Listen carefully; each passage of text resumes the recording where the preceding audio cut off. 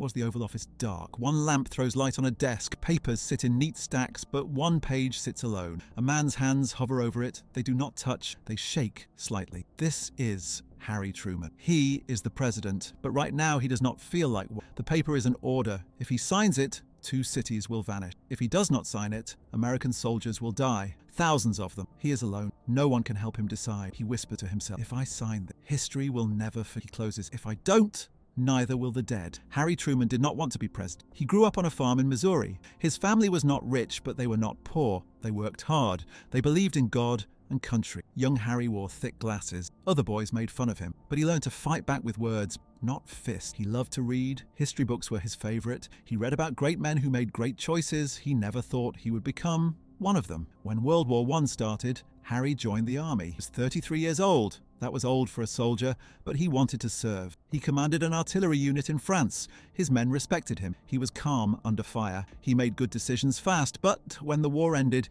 he went home. He wanted a quiet life. He opened a men's clothing store. It failed. He lost everything. Therefore, he had to start over. Politics seemed like the only path left. He was good at talking to people. He worked his way up. County judge, then senator. He was honest. That was rare in politics. People noticed, but he was never the smartest man in the room. He knew that. Therefore, he worked twice as hard as everyone else. In 1944, Franklin Roosevelt needed a new vice president. His old one had become a problem. Therefore, Roosevelt picked Truman. Truman did not want the job. He knew what it meant. Vice presidents did nothing. They waited. But if the president died, they became president. Roosevelt was sick. Everyone could see it. His hands shook. His face was grey, but no one talked about it.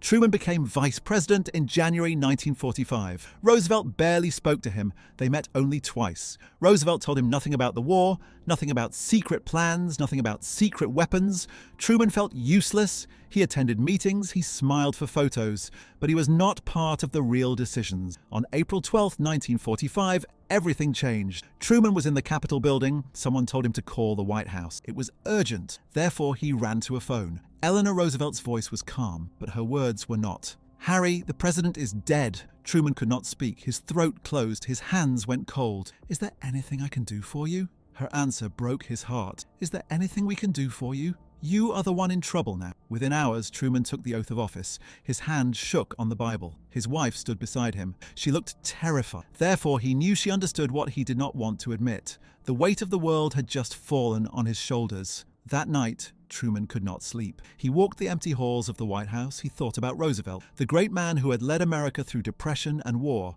the man who knew every secret, every plan, every promise. But Roosevelt was gone. Therefore, all those secrets now belonged to Truman. He was not ready. He knew it. Everyone knew it. The next morning, his advisors gathered. They looked at him differently now, not with respect, with pity. The Secretary of War, Henry Stimson, asked to speak privately. His face was grave. Therefore, Truman knew something terrible was coming. Mr. President, Stimson said slowly, there's something you need. He paused. He seemed afraid to continue.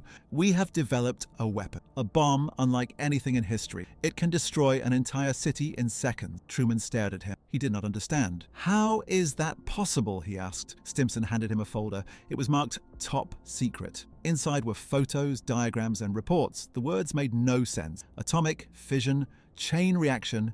But one number stood clear. Estimated deaths from one bomb, 100,000 tolls. Truman closed the folder. His hands were shaking again. Does it work? He asked quietly. We don't know yet, Stimson admitted, but we will test it soon. Truman nodded slowly. He felt nauseous. Therefore, he understood that his job was no longer about politics. It was about deciding who would live and who would die. He had been president for less than 24 hours. The weight was already crushing him. That night, he wrote in his diary. His handwriting was messy. The words were raw. I am not the right man for this. Roosevelt knew every detail. I know nothing, but the decisions still come to me. God help me. He put down his pen. He stared at the blank wall. In his mind, he kept seeing that number, 100,000. He had never felt so. The Manhattan Project had started in 1942, but Truman never knew about it. Almost no one did. It was the most expensive secret in American history. Scientists from around the world had gathered in the desert of New Mexico. They worked day and night. Their goal was simple but impossible. Split the atom, release its power, build a bomb. Most of them were brilliant. Some had won Nobel Prizes. But they were also terrified. They knew what they were creating. Therefore, some wanted to stop. But the war kept going, therefore they kept working. The test was scheduled for July 16, 1945. Truman was in Germany for a conference. He was meeting with Churchill and Stalin. They were deciding the future of Europe, but his mind was somewhere else. He was thinking about the bomb. A message arrived early in the morning. It was coded, but Stimson decoded it for him. Babies satisfactorily born. The bomb worked. Truman read the full report hours later. The scientists described what they saw. A flash brighter than the sun, heat that melted sand into glass, a mushroom cloud that rose miles into the sky. One scientist had whispered words from an ancient Hindu text, "Now I am become death, destroyer." Truman felt sick reading it, but he also felt something else. Relief. The bomb worked. Therefore he now had a choice. A terrible choice, but a choice. Without the bomb, the war would continue. Japan refused to surrender. American troops would have to invade. Millions would die. But with the bomb, he could end the war in days. Just drop it. Erase a city. Show Japan that resistance was pointless. Therefore, they would surrender. It sounded simple, but it was not. Truman asked for more details. How many people lived in the target cities? What would happen to them? The answers made him feel hollow inside. Hiroshima had 350,000 people. Most were civilians, women, children, old people. They had nothing to do with the war, but they would die anyway. Truman tried to imagine it. A normal morning, people eating breakfast, children walking to school, then a flash, then nothing. He could not imagine it. His mind refused. Therefore, he tried to think about it differently. These were enemy civilians. Their country had started the war. They had bombed Pearl Harbor.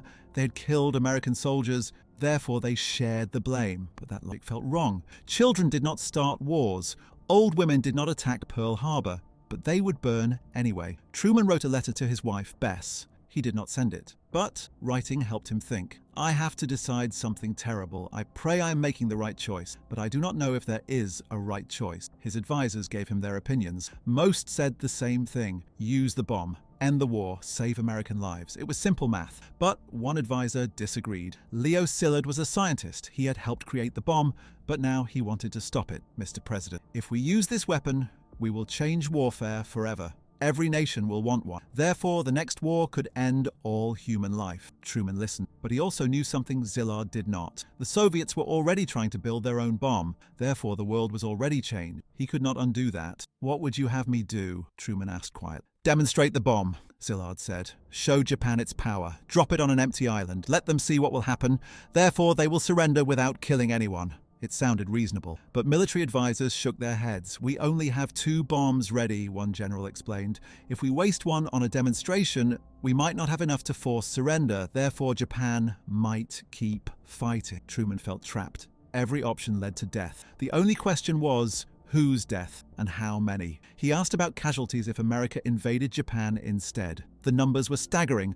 Operation Downfall would begin in November. American troops would land on Japanese beaches. The Japanese would fight to the last man. They always did. Therefore, the invasion would be a bloodbath. Estimated American deaths, 500,000. Estimated Japanese deaths, millions. Truman wrote those numbers on a piece of paper. He stared at them for a long time. 100,000 Japanese civilians dead from the bomb, or 500,000 American soldiers dead from invasion, or millions dead from invasion. The math seemed clear, but math did not account for souls. It did not account for mothers who would never see their sons again, or children who would never grow up. Truman started having nightmares. He would wake up sweating. In his dreams, he saw faces, Japanese faces, American faces, all screaming at him. You killed us, they said. You could have saved us, but you chose to kill us. He would wake up and sit in the dark. His wife asked if he was okay.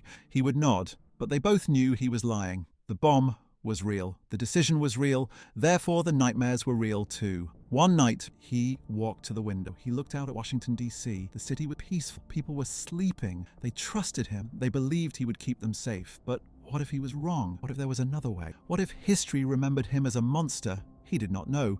Therefore, he kept praying. But God did not answer. The military planners had a name for the invasion of Japan. Operation Downfall. The name itself felt like a prophecy. They had divided it into 2 parts. First, Operation Olympic. American forces would land on Kyushu, the southern island. That would happen in November 1945. Then, Operation Coronet. The main assault on Honshu would follow in March 1946. The generals showed Truman the maps. Red arrows showed where troops would land. Blue lines showed how far they expected to advance each day. but the maps could not show the blood. Truman asked the question everyone was avoiding. How many will we lose?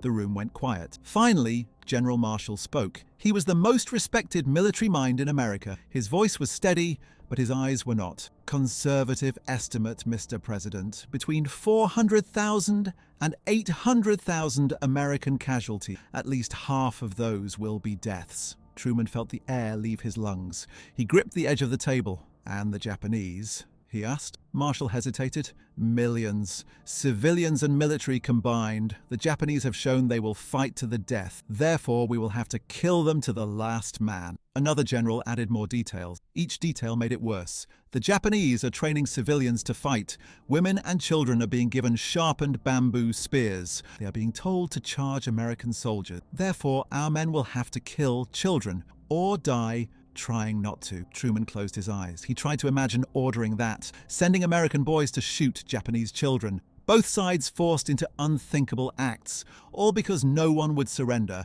but Japan had been given chances to surrender. The Potsdam Declaration had been issued weeks earlier. It offered Japan one last chance. Surrender now, or face total destruction. Japan's response had been swift and clear. Mokusatsu. It meant to kill with silence. It meant we reject your offer. Therefore, the invasion was inevitable, unless the bomb changed everything. The military planners showed Truman more maps. These showed the Japanese defenses. They were terrifying. Japan had 2.3 million soldiers stationed on the home island. They had thousands of planes. But most frightening were the kamikazes, suicide pilots who would crash into American ships. They had already killed thousands of sailors. Therefore, the invasion fleet would face a wall of death before troops even reached the beaches. Admiral King described what would happen. Mr. President, we will lose hundreds of ships, thousands of sailors, and that is before the invasion even begins. Therefore, the casualties estimates might be low. Truman asked to see casualty reports from recent Pacific battles. He wanted to understand what was coming. Therefore, his staff brought him folders.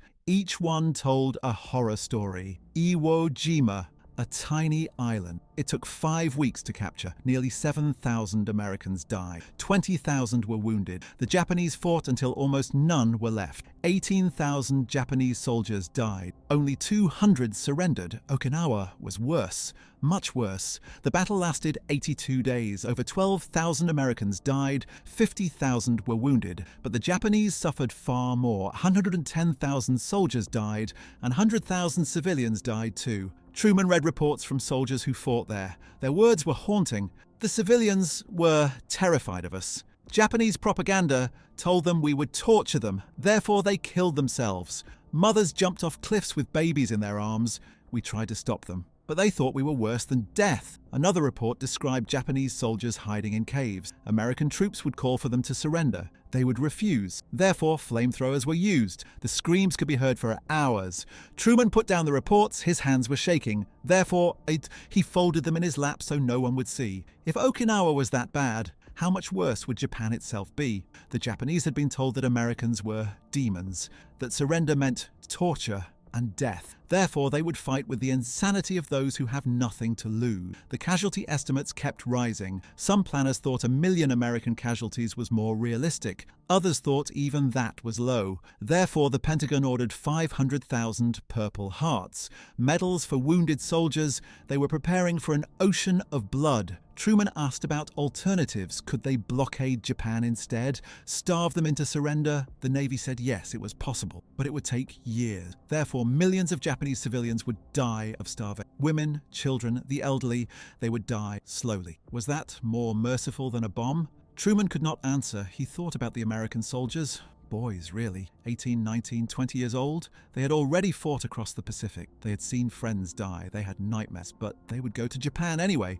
because that was their duty. Therefore, Truman's duty was to bring as many home alive as possible. But then he thought about Japanese mothers. They loved their children too. They did not want war. They wanted their sons to come home too. But Truman was not their president. Therefore, his duty was to Americans, not to them. Or was it? Was a president's duty only to his own people? Or did he have a duty to all humanity? The question was too big. Therefore, he tried not to think about it, but it kept returning. One night, he wrote in his diary again, "I am told that using the bomb will save lives. American lives, that is true, but it will also take lives. Japanese lives. Does one life matter more than another? God knows, but I do not." He paused. Then he added one more line. I am not God, but I have to decide anyway. The weight of that truth was crushing. He could barely sleep. He could barely eat. His staff noticed, but no one said anything. Therefore, he suffered alone. The invasion was scheduled for November. It was July now. Therefore, he had weeks to decide. But every day that passed meant more American soldiers dying in other battles. More young men who would never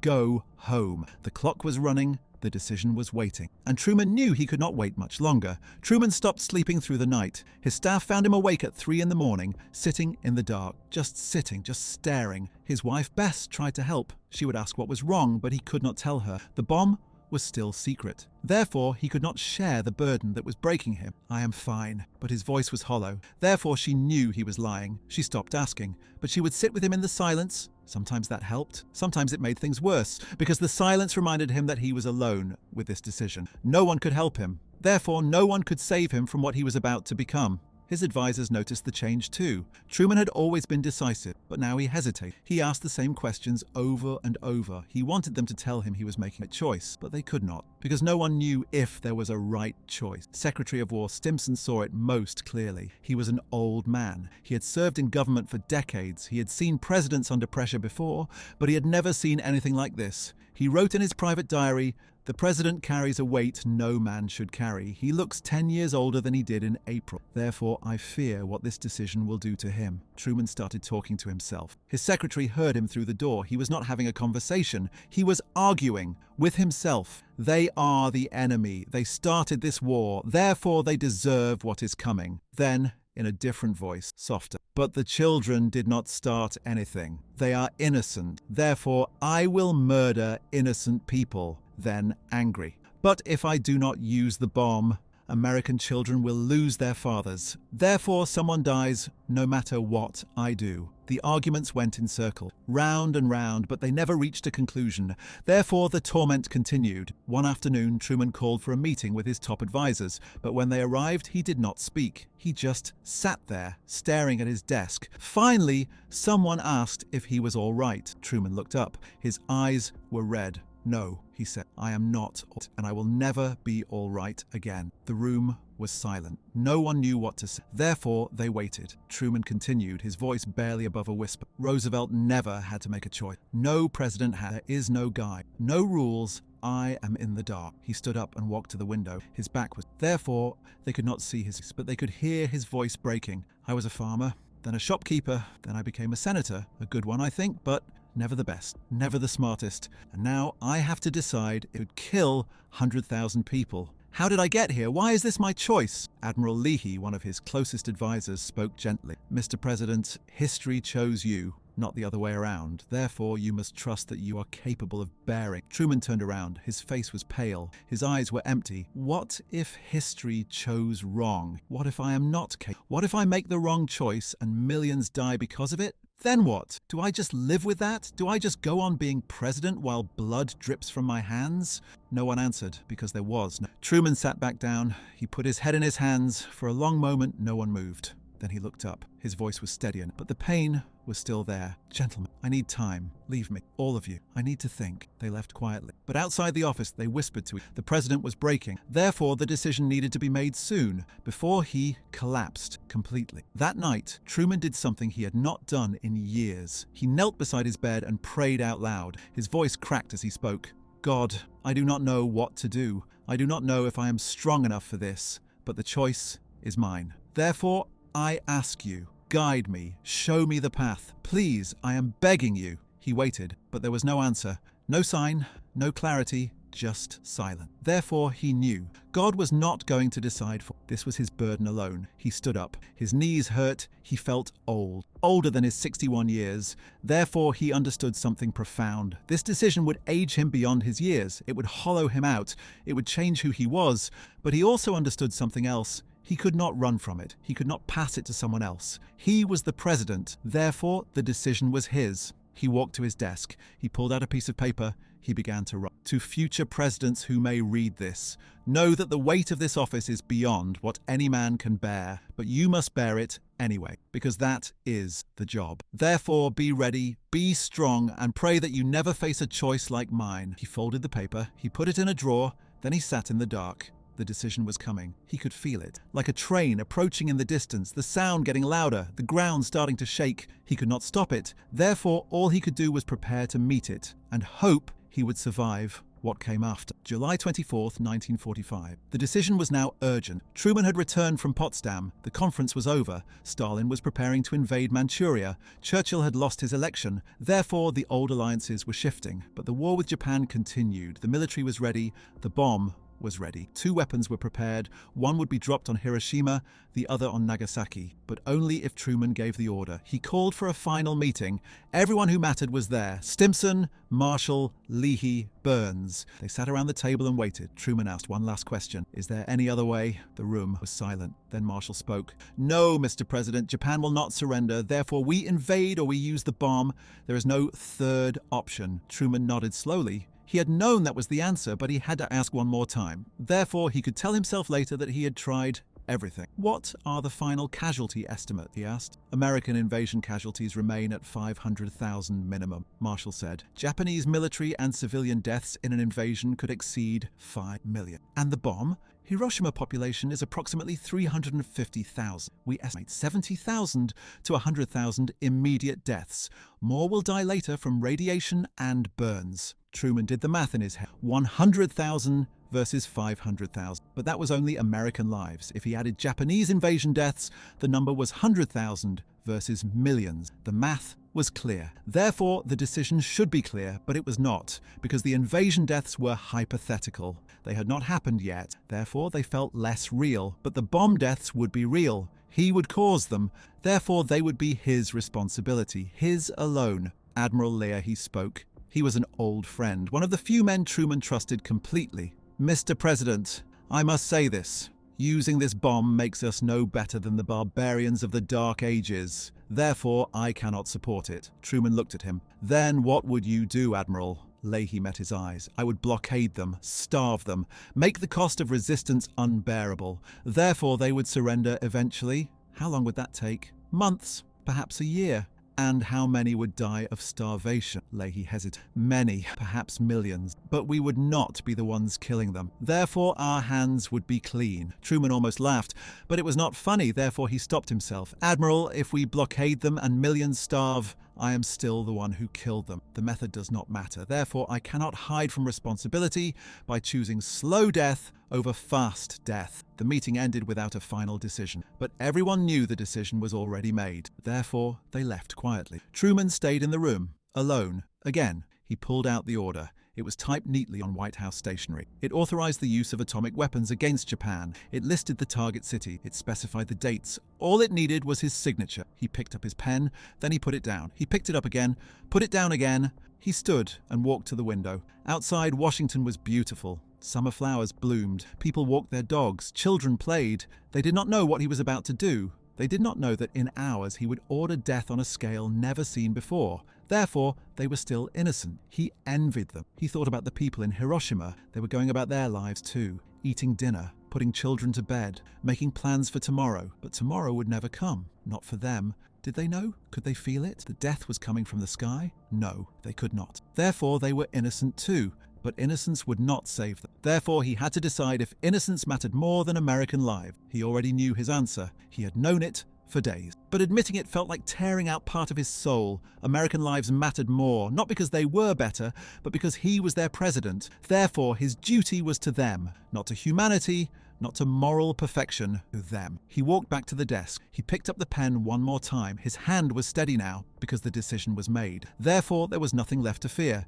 He signed his name, Harry S. Truman. The letters were small and neat, but they carried the weight of 100,000 souls. He put down the pen. He folded the order. He put it in an envelope. He sealed it. Then he called for his aide. "Deliver this to General Sparts," he said quietly. Immediately. The aide took the envelope and left. The door closed. Truman was alone again. He did not cry. He did not pray. He just sat there, feeling the weight of what he had just done. The order was given. Therefore, the bomb would fall. Therefore, the city would burn. Therefore, history would judge him. But the war would end. Therefore, American soldiers would come home. Therefore, he had made the right choice. Or so he told himself. But deep down, He knew something else. There was no right choice. There never had been. There was only the choice he made, and he would live with it forever. August 6, 1945, 8:15 am, Japan time, the Enola Gay released its payload over Hiroshima. The bomb fell for 43 seconds. Then it detonated 900 feet above the city. Truman was aboard the USS Augusta, sailing home from Europe.